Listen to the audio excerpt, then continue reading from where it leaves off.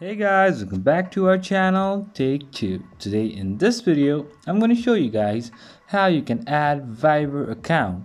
So, I'll be teaching you guys a very easy step, so just follow me guys. Firstly, what you need to do is just go to your Viber.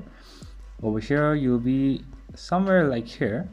And then what you need to do is just go to calls and then just press continue, and then on your top right corner, I'm sorry, just go to contacts and on your top right corner you'll be having this option. Just go over here, and now you have two options. Either you can enter phone number, or what you can do is you can scan QR code. So let me just add a quick number, let's say random number like this, and then just press continue, and somehow it can say like this: if the Viber contact is not in the Viber, and you can send invite, or you can just save contact with the name on it, like let's say hey, and just press like this, and then you can add Viber account like this. So that's pretty much guys, that's how you do it. I hope this video is helpful for you guys.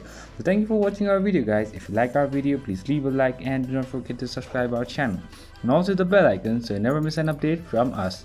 If you have any query, just comment down below guys. I'll see you guys again in our next video. Till then, stay safe guys. Thank you for watching.